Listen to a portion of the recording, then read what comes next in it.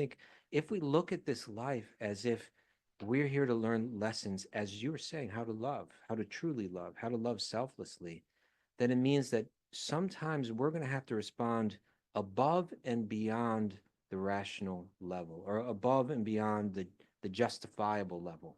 That's what we're called upon, to become that kind, like you were just saying about Naranjan Swami, oh, he's very special.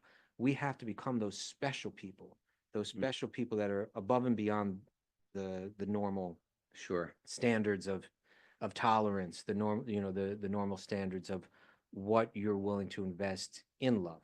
We want equal amount in the material world. We want equal amounts of validation. Yes, you validate me, I'll validate you. That's the right. exchange. You don't validate me, it's over. I'm cutting you. Yeah, exactly. But it's not like that. Lord Chaitanya is deliberately saying, give all types of respect and expect nothing in return. Like, I think a marriage counselor would be like, "Are you crazy?" Or what to speak of, you may be present before me, or you may leave me brokenhearted, by neglecting me, or stomping all over me. By stomping, I know it sounds like the most sick codependent relationship ever. Yeah, but that's not a relationship with someone else. That's a relationship with God. Yeah, and it's different, and it's different. We are in culture today. We are like desperately looking with our relationships for a type of validation. And I think we have to go a step further and feel like, you know what? I am valid. I don't need external validation. Therefore, you can go above and beyond. Yeah. The thing is, we suffer so much with our own self-worth. We desperately snoop it out, search it out for it. And it's hard to give without. If someone's not feeding it, then we cut them off. Yeah. We have to be fixed. We're actually asked to be almost protected by Krishna's, like a magic bubble. Be fixed. I love you. You're connected. Now just give respect and love, and don't ask for any validation in return. That's a tall order. But it is the order. But it's the order. Yeah. Om Namo Bhagavate Vasudevaya. Om Namo Bhagavate Vasudevaya. Om Namo Bhagavate Vasudevaya.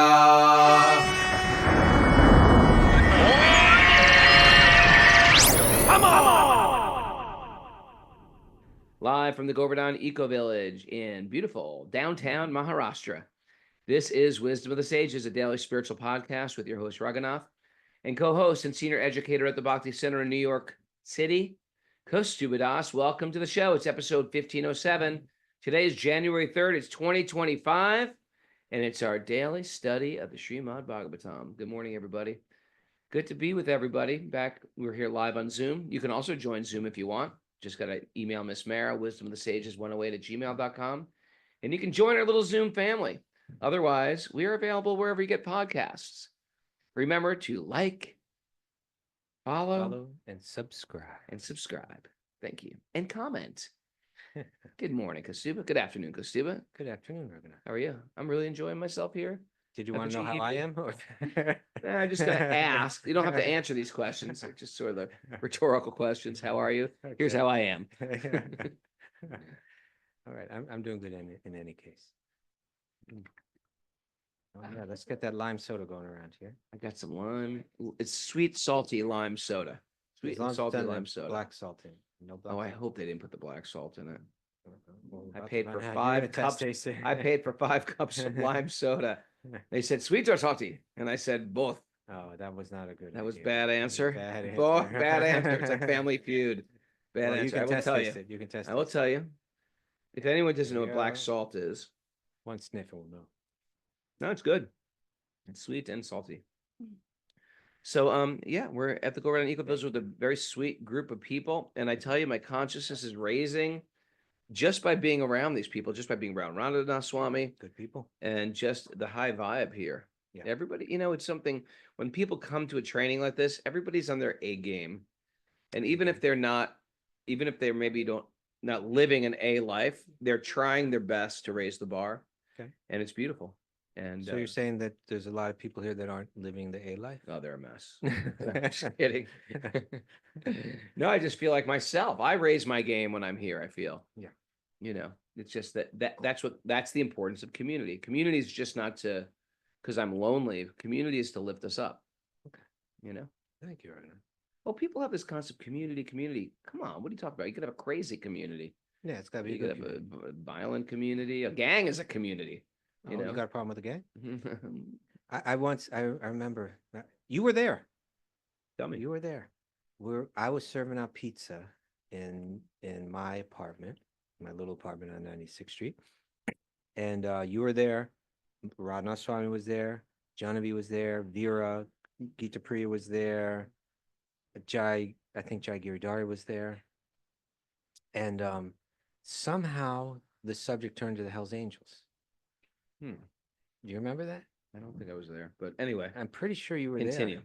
And so then Genevieve, in her very innocent way, said, like, what is their philosophy? Like the Hells Angels. Yeah, and I said they're like their belief is Careful what you say. The walls have ears. I'm just speaking fact.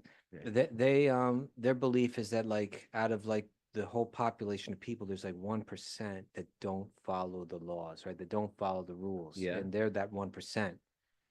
And then That's it, 1%. yeah, 1%. And then Radha Swami, Radha Swami always goes deeper, deeper, deeper, Yeah. right? So he said, this is in relation to your speaking about the gangs, right?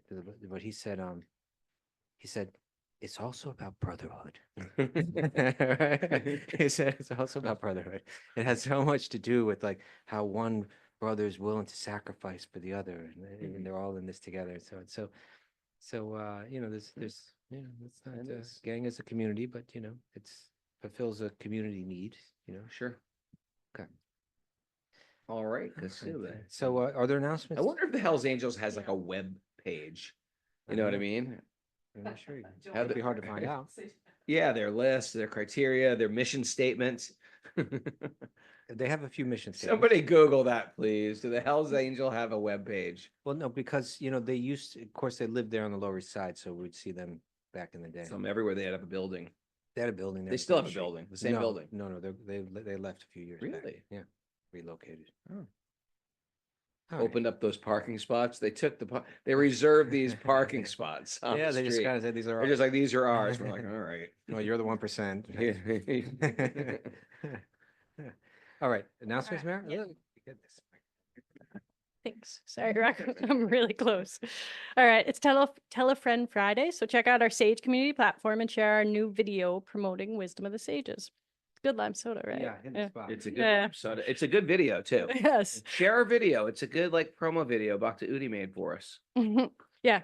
Like, share it on social media and help us spread the word about our amazing community.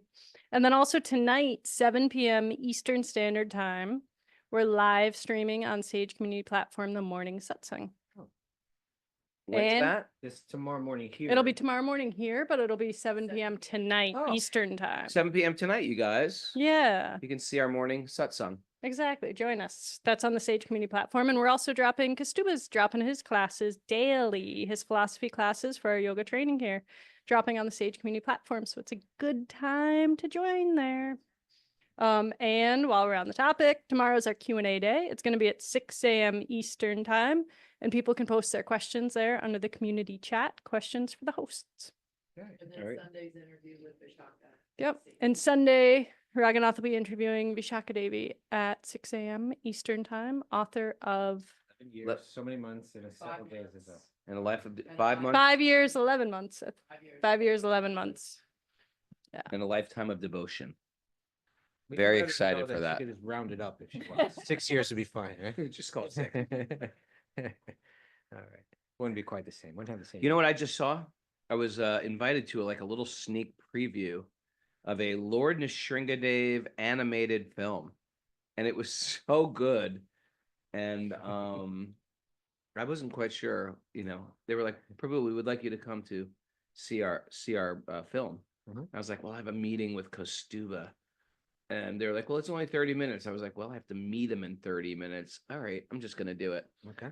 And I left right when Nrsingadev came out of the column. No. But it was super cool. Really? It was super cool. I'm gonna ask them if they'll do a little preview for our students. Great. Yeah. You know, we're joining at a fun time. There's animated things about our lords. They didn't have that in the 70s. No, not really, not so much. Of course, they had the comic books. They had the comic books. They had, And it was nice to open up the comic book. yeah. All right, let's get into the nugget today, Raghunath. I got it over here for you. You ready? Yep. Let us not grow Oh, weary. slow down. Slow down there, guys. Who's this nugget from? It's from Paul, formerly Saul. That's right. His name was Saul earlier.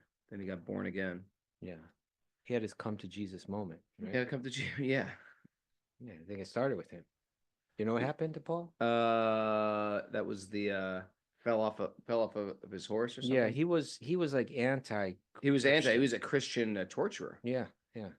But then he was riding his horse to somewhere. Tell me, I can't remember the story. I think Jesus Some appeared to him, miracle right? happened. And God just knocked spoke him to off his knocked horse. him off his horse, and then he's like Became the most fanatic, like pro Jesus person. Okay. So Yeah. this was in his letters to the Galatians. All right. Say. Let us now grow weary. Let us not grow weary. Let us, There now, you go. let us now grow weary. Oh, we've been working so hard. No, let us not grow weary in doing good. Mhm. For at the proper time, we will reap a harvest if we do not give up. Okay. I mean, not incredibly profound, but in one sense, it's important to hear this kind of thing, right? Be good, do good, reap good. Yeah, I think it has to do with Dharma here, right? Like sometimes you're doing stuff, it's hard, it doesn't seem like it's gonna pay off.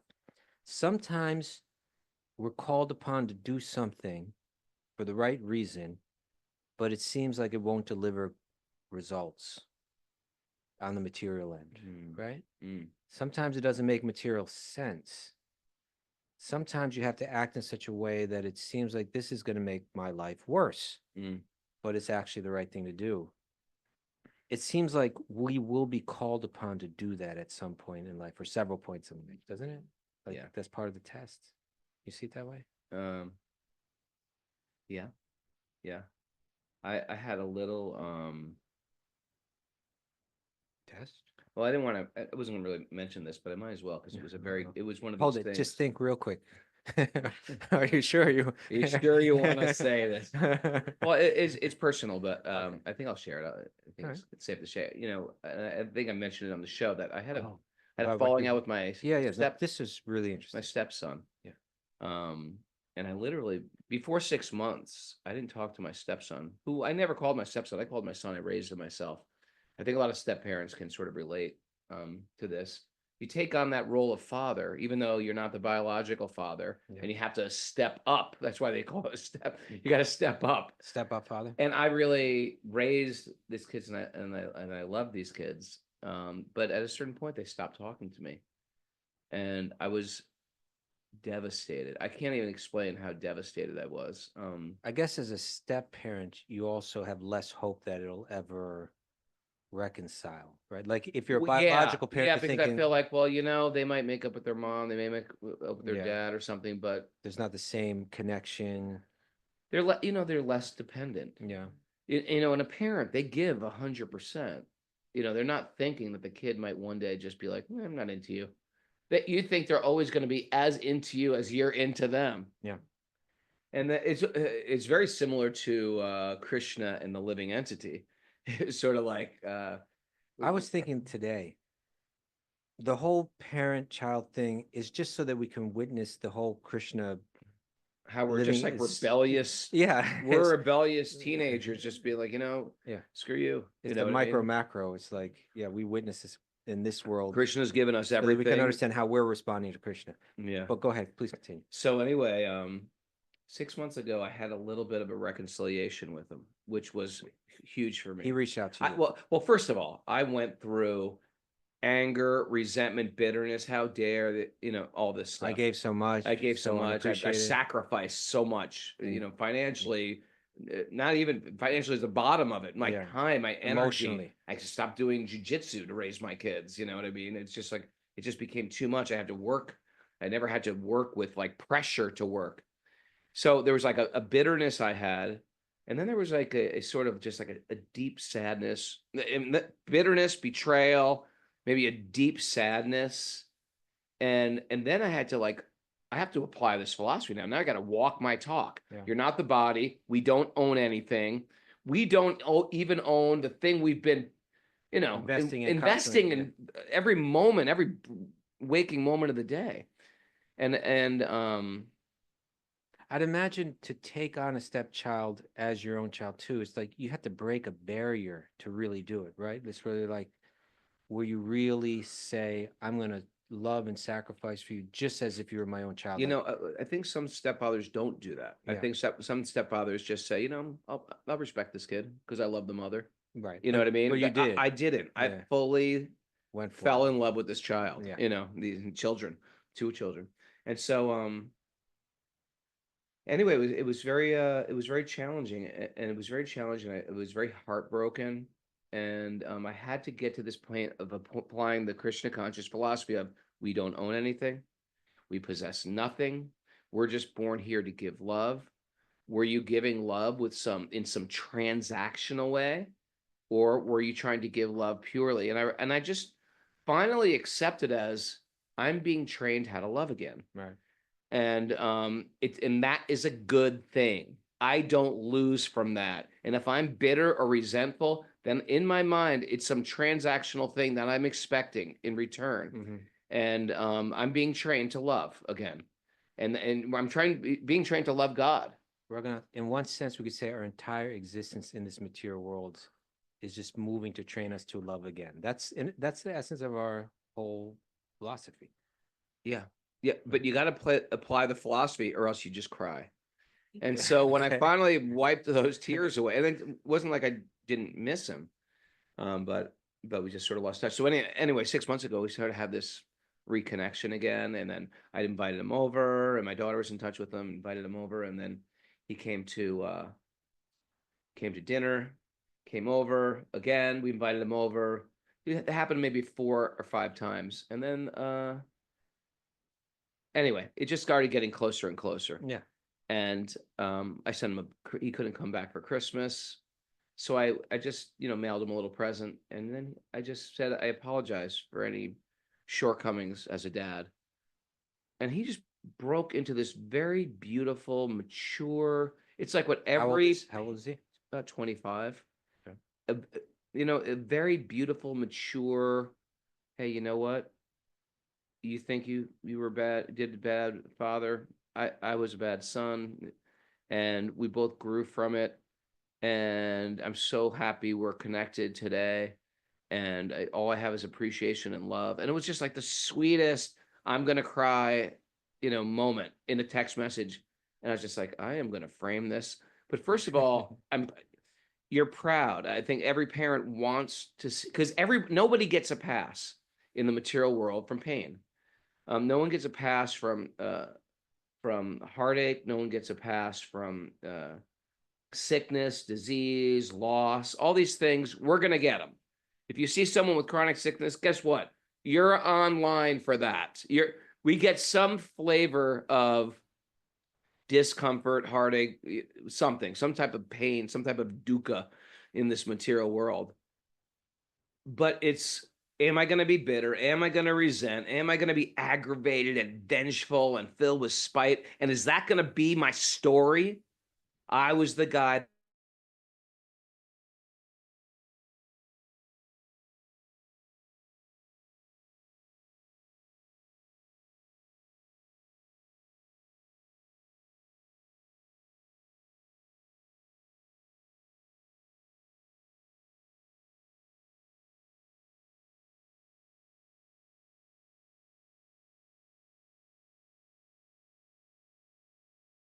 some Herculean task, some Himalayan peak that you have to climb in this lifetime. And he got it at a young age, and I felt like he did it. He flipped it off. He's taking responsibility. And it was such a beautiful thing. And I wasn't expecting to have that interpersonal love again. And I feel like, Right. I feel like I have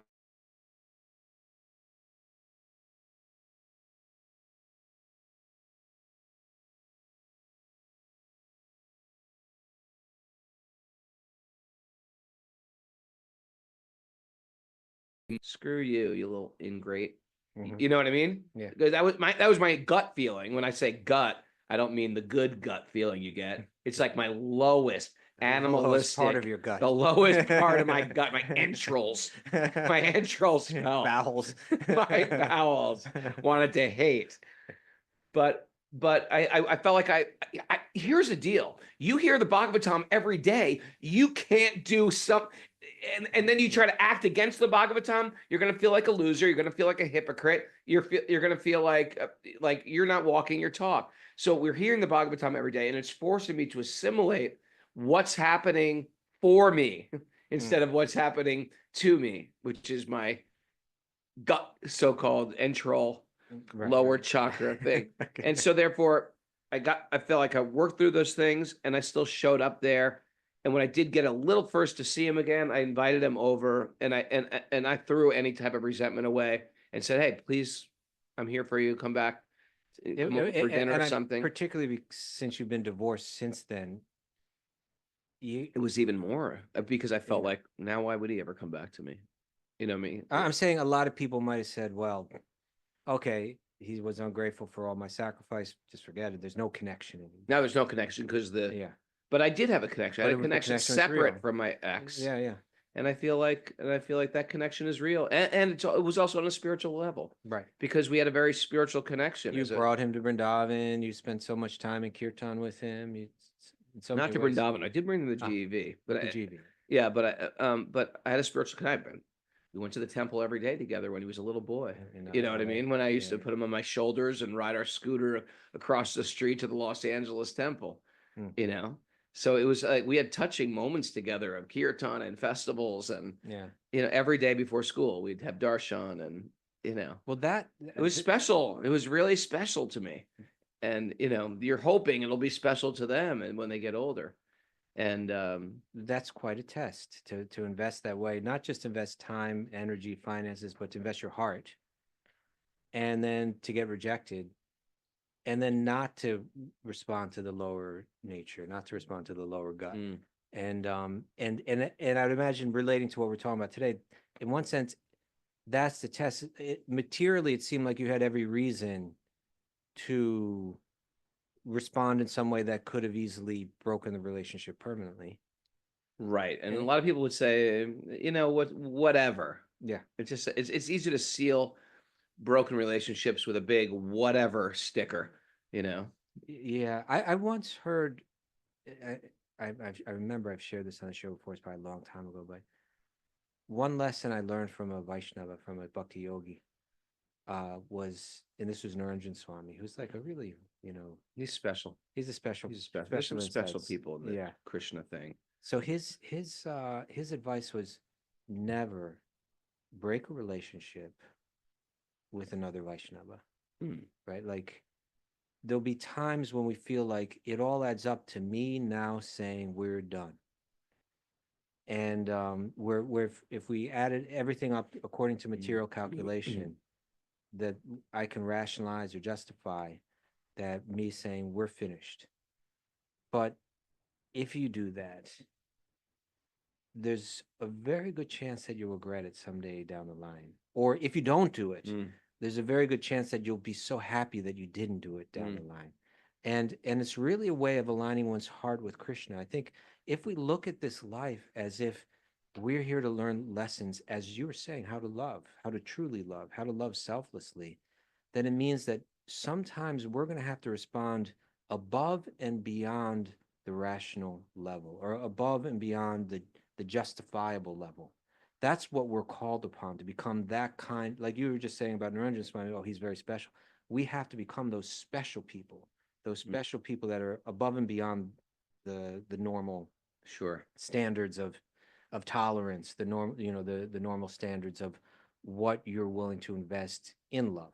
We want equal amount in the material world. We want equal amounts of validation. Yes, you validate me, I'll validate you. That's the exchange. You don't validate me, it's over. I'm cutting you. Yeah, exactly. But it's not like that. Lord Chaitanya is deliberately saying, give all types of respect and expect nothing in return. Like, I think a marriage counselor would be like, "Are you crazy?" Or what to speak of, you know, you may be present before me, or you may leave me brokenhearted, by neglecting me, or stomping all over me. by stop. I know it sounds like the most sick codependent Yeah. relationship ever. Yeah, But that's it's- not a relationship with someone else. That's a relationship with God. Yeah.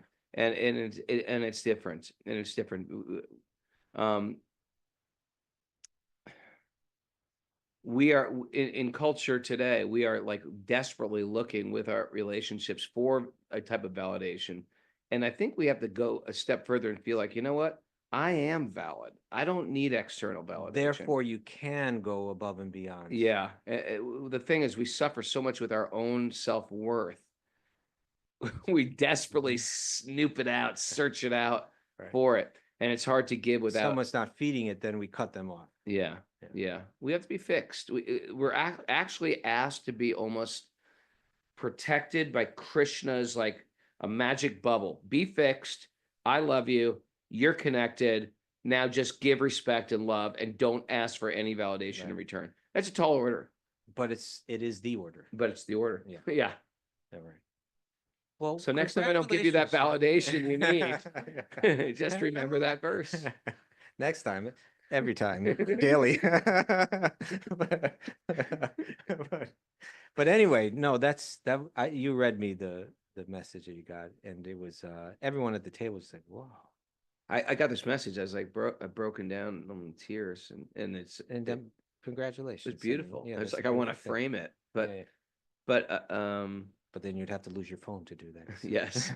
But I think it's not just do good, be good, receive good, like you were saying, like Paul was saying, because he was doing it too. I'm sure he had everyone's got some valid issues, because that's part of our own personal subjective experience. But it takes a big person to work. It takes a big person who's leaning into truth and trying to apply truth to their life. And I don't know how he did it, but sometimes it's time mixed with age, mixed with circumstance, mixed with God in the positive heart, memories, little mixed blessing. with God in the heart, mixed with some self-help books or something, mixed with the Bible or Bhagavad Gita. It's getting really mixed up. Whatever it is, it's something to say, you know what? I'm just going to stop playing victim. Right. All right. Thank you, Raghunath. You're welcome. Okay. So yeah.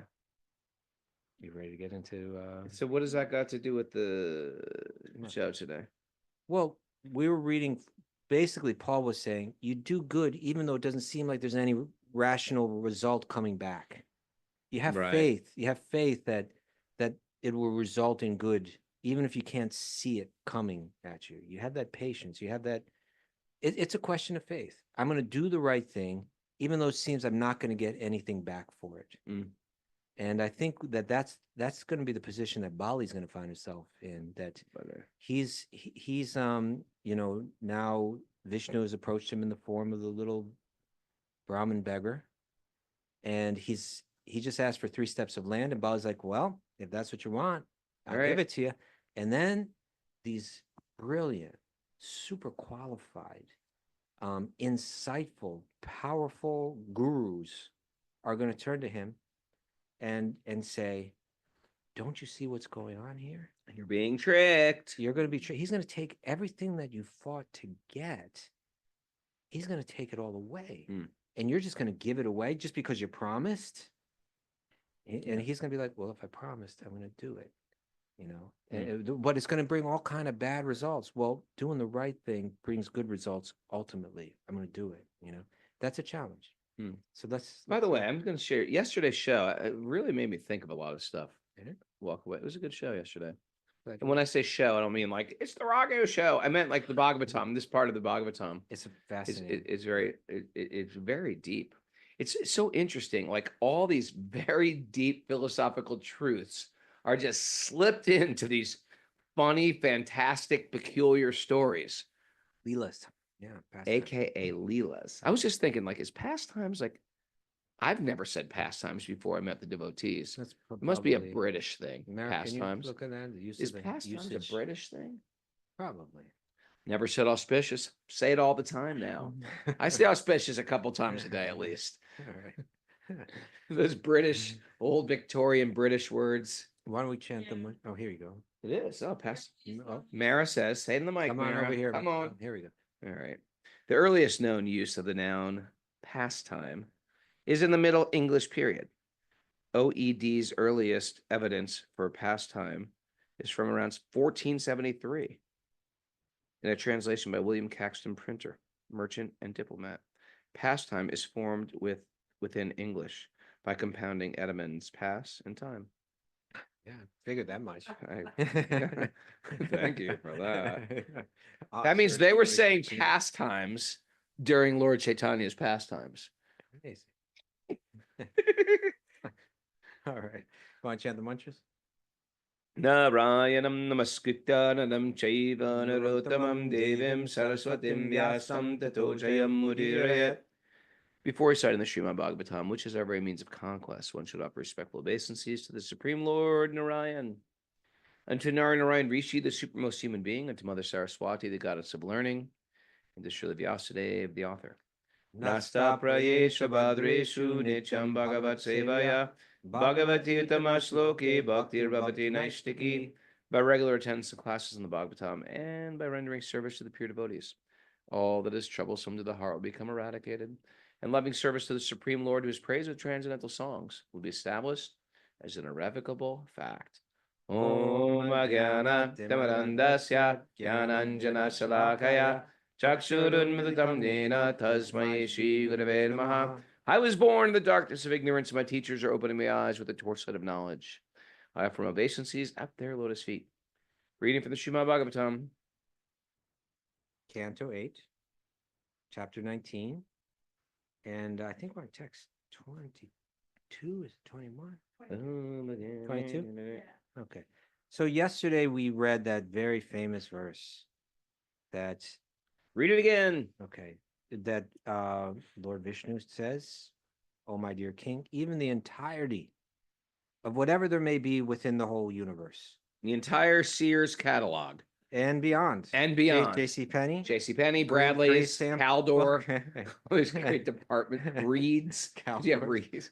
Those department stores. It was like a thing. Okay, wasn't Raghunath, it just went deep into the trivial nostalgia. it? But, okay, but whatever there is within the universe Amazon now. that- Now it would be Amazon. that may satisfy one's senses, So anything on Amazon that you can desire. it Go. cannot satisfy one whose senses are uncontrolled. Okay, big lesson. So we talked a lot about contentment Mm. yesterday, right? That contentment is something that it's not that you get the external things that you need and then you're content. It just doesn't work that way. The way it works is you go within, become content from what you have within you, and then it doesn't matter what's going on externally. And that's why a lot of monastic orders say, get rid of this, get rid of that, get rid of this, don't do this, don't do that. It seems like they're so negative, but what there's a science behind it. Yeah. You strip everything away, all the material object, you even strip away their hair. You cut off all your hair, or you cover your hair, or you let your hair just grow wild and knotted, right? Mhm. Or you wear all the same clothes. There's no point of shopping anymore. I remember getting to this point of being a monk. It was I like, never have to shop again. there's nothing to, yeah, there's nothing to purchase. There's nothing in the grocery store I can eat. Well, yeah, well, yeah, you didn't have to eat because there was food supplied, but there was nothing to purchase. And it was a little boring. I was like, because purchasing is fun. I have a little Casio watch and I You had get my, a little dopamine yeah. drip from that, and you're like, oh, And you're like, okay, this is it. There's nothing. And sort of like when and you're not having sex, you're not, nothing to purchase, not having sex, not taking intoxicants, not staying out late. You don't have a stereo anymore. There's nothing. And so, all right, and you got to go to bed early. You're not going out. Yeah. So you're sort of left, it's sort of like flatlined. So the next thing is like, well, where am I supposed to find some fun? You got to find your fun from wherever that monastic order is pushing you towards. What is their method of self-realization or inner joy? And that's sort of what you left. They strip you down to nothing, and then you got to figure out how to be happy with nothing. And it's a really interesting experiment. And a lot of people can't make it 3 days. I've seen people join the ashram, shave their head, put on the robes, and they're like, I can't do this. I mean, right? Yeah, yeah, You ever meet people like that? I have. Or they have secret second lives. I've seen that too. Yeah, I've seen They have a secret life. They just sneak out of the ashram at night. I've seen that. All right. But let's set that aside for now. Well, no, but I think it's an interesting thing. Let's That's get deep into it. no, well, I think it's an interesting thing. That concept of stripping every type of sense enjoyment away and saying, okay, how are you going to be happy now? That's a great. It's idea. a great, it's like an experiment. Yeah. Okay. Okay. So now there's going to be a few more verses that are going to speak about the Santosha. Let's kind of read through them. We spoke about it in depth yesterday. And then there's going to be a shift in the teaching. Little That gets- shift. Little shift. Little shift. So why don't you get into it here? The personality of Godhead said, Next one. You read already. You can read it again if you want. okay. Oh, my dear king, even the entirety of whatever there may be within the three worlds, to satisfy one's senses cannot satisfy a person whose senses are uncontrolled. Okay. If I were not satisfied with three paces of land, then surely I would not be satisfied even with possessing one of the 7 islands. That's like a universe consisting of the 9 varshas, which was like the 9 continents, I think. Well, there aren't, first of all, there aren't 9 continents. How many continents are there? There's 7. So, Well, Antarctica, isn't that a continent? Is that one of the 7? That's included. Okay. I better go back to 4th grade, right? But sometimes people read those 7 islands to mean the continents. But I think most of your Vedic cosmologists will say that it's like there's these rings on the Like Earth. mandalas. Yeah, like there's the earthly planetary systems that go way beyond our solar system, and they come in rings, and those Mhm. rings are like islands, and then those rings each have 9 divisions in them called varshas. Varshas. Even if I possessed one island, I would hope to get others, right? Mhm. I own all this land. I want more land. That's right. It's interesting. When people come over Super Soul Farm, the first thing they say, they're looking around, they always say the same thing. What do they say? How far does your property go back? It's like they always say is that. That's How just- far does that go back? You own happens- this whole mountain Happens in New here. York too. Like, can I see the bedroom? How big is the bedroom? Can you fit a queen size bed in that thing? It's like people just want to own more and more stuff. How far does it go back? How much you got here?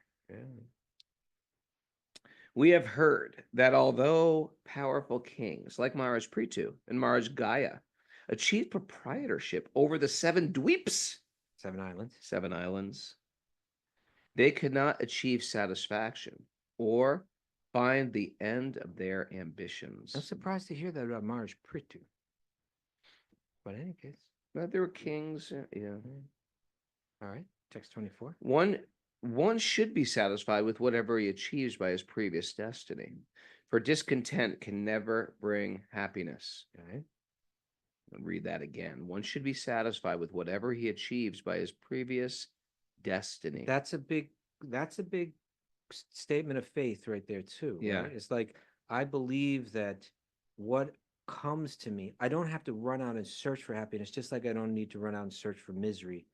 The happiness that I'm going to get in this life is going to come at me. The external happiness that I'm Right. will come to me. I don't need to expand bandwidth to go out there and find it. Just do your duty. Happiness will come in the same way distress comes. Yes. No one goes out. Here's the perfect example. You had a great idea. We're going to go on a vacation. Ever go on a vacation and the whole thing just sucks. It all falls apart. I remember this one guy just came up. He's like, yeah, I'm looking forward. We're going to Iceland. I'm going to Iceland. Said he's going to Iceland 100 times. Came back from the vacation. He's like, how was it? And save face. He was like, oh, it was great. And I was like, really? Tell me the 'Cause- truth. And he goes, we broke down on the first day in the middle of nowhere. And I thought we were going to die. He was like, I thought we were going to die in the ice. And it was just like, so anyway, my point is sometimes we plan for happiness and we can't get it. and it's just not there. We put in the resources. We flew to Hawaii. There was a disaster happened, a hurricane, who knows? But sometimes we plan for happiness and there's no happiness. But other times we're like, what stinks? I really wanted to go out tonight. No one invited me to a party. I'm going to stay at home and I had the best time ever. Right? Or no one comes to my party except 3 people. And it was really fun. It was really personal. We all cried on each other's shoulders and shared our hearts with each other. So sometimes you're not, everybody's looking at me like I'm crazy here in this room. You've never had one of these parties that people don't show up for and it's fun? It's more I don't fun. know if I've ever had a You've party. never had a but- party? Anyway, my point is, sometimes you plan for happiness and it's not happy. And sometimes you're thinking this stinks and it turns out great. Yes. So in the same way, the Bhagavatam says too, just like you don't plan, I'm going to go out and break my, crack my femur today. No one's thinking like that, but femurs crack. Right? Yes. And in the same way, even just by doing your duty in this world, sometimes good fortune happens and you're not even expecting it. You didn't even endeavor for it. Some people work very hard to become wealthy. They invest, they They put work in their tons butts of off. hours and they get nothing. Other people, it falls in their lap. It falls, yeah. All right. And so similarly, just as we don't need to search out misery, it comes It'll on its come. own. Don't search it out. You don't have Yeah. to. So here it's being said that external happiness is the same way. Don't worry about it. Okay, that's a That's a whole- big that's a big philosophy to okay. a big pill to digest. So that was just the first part of what we said here, right? Where were we? 25, 24? Once you be satisfied with whatever he achieves by his previous destiny, for discontent can never bring happiness. A person who is not self-controlled will not be happy, even with possessing the three worlds. Okay. Upper, lower, and middle planetary systems. Material existence causes discontent in regard to fulfilling one's lusty desires and achieving more and more money. This is the cause for the continuation of material life, which is full of repeated birth and death. But one who is satisfied by which one is obtained by destiny is fit for liberation from this material existence. Let me read that again. So like a little bit of Just a real run-on quick, since sentence here. getting busy. Should we go like 10 or 15 minutes over? I today? 'Cause- can't because I have to do Oh, a okay. satsang this evening. Right. I'm sorry. Okay, because we got a late start. Had a little short show today. Okay. I'm going to read this last part again. Live Yeah. stream at 7 p.m. Your time, Eastern time. Eastern time. For our morning program. This is the cause for the continuation of material life, which is full of repeated birth and death. But one who is satisfied by which is obtained by destiny is fit for liberation from this material existence. Keep We got going. time read- for one more? Yeah. A Brahmana who is satisfied with whatever is providentially obtained is increasingly enlightened with spiritual power. But the spiritual potency of a dissatisfied Brahmin decreases as fire diminishes in potency when water is sprinkled upon it. Just read that again. It's hard that we're rushing through. This is. I really know good this is stuff. like thick stuff and it's important stuff. Yeah. And it's got to be heard and digested well. A Brahmana who is satisfied with whatever is providentially obtained is increasingly enlightened. So just practicing tolerance, Yes. practicing acceptance, Yes. Contentment. and then you just become more and more enlightened by doing that. you get think enlightened Kaustubha's like with this. spiritual power. I think this is you, man. I don't know. I go visit Kaustubha in his apartment in the summer. It is like, I was like, Kaustubha, what are you doing? He's like, hey, how are you? I was like, what are you doing in here? He's trying to like roast from the inside. I was like, you're so tough. It's just like living in India in the 70s. I don't need an air conditioner. But I'll buy you an air conditioner. It is so hot. You're trying to kill all your Buy you one plants. right now. How fast could we get an air conditioner delivered? Is there like an Amazon drone around that could just drive it into your window? Yeah, it's just one of those things. And although I think he's insane, I think it's also a type of like, you get a type of potency from being like a little detached from it. Whereas I'm complaining all the time. Okay. But this continues here. This continues. It says more. Yesterday I was complaining because it was hot outside. Yeah. And I came in this room and we're doing this room in the new pot. It was freezing and the air conditioner cranked. So I was like, God, it's so cold. And then I was just saying it was so hot. And then this morning in my satsang, I was talking about the word samadhi and how it means like a sameness. Okay. And he says, as the yogis say, the seasons change. Sometimes it's very cold. Sometimes it's very hot. We are steady right in the middle. And everyone's like so wise, except Wow, brother. Linda was in the back of the room going, she looked me right in the eye. She's like, you faking bogus yogi. I've seen you. I've seen you whimper in the heat and the cold. Anyway, Take a I good saw you. Take a She's good sitting in look the in the back of the room. mirror. I know. And she just shook her head in like a type of disgust. No, I'm just kidding. All right. There's Anyway, more to this verse, but maybe we pick it up we tomorrow. gotta go. We're overtime. We're not picking up till Oh, Monday, damn. sir. It's Q&A day tomorrow. Hit the music, Miss Mara. What about the takeaways? Oh, there's No takeaways today. today. Sorry, buddy. It's just getting crazy over here. Anyway, we're gonna pick this up. Q&A tomorrow. Interview with Srimati. Taka Devi. Very excited. Q&A tomorrow. Taka the next day. He was on vacation. Oh. Just say what it is. You're on vacation. Big deal. I'm not. You're allowed to be on vacation. I wish I was on vacation. Well, it's a vacation from the show. I guess you could call it that if you want to. A day off. Not even a day off. Just like more work. Oh, I'm always wrestling both of them. They're always siding with each other. It may be because they're right. Thanks everyone for joining us. Sorry we're late today. And big shout out, big love to all of the members helping make this boat float. It's going to be a great new year. I'm excited for all our plans. We just had a great Wisdom of the Sages planning and scheming, how to grow the community, spread the word, ways to just like exciting ways to get deeper into bhakti, serve the community, expand the community. Great exciting stuff. Thanks everybody. We got a satsang in 20 minutes. It's a beautiful day. For a beautiful day, let the magic continue to flow at a big magical haribo.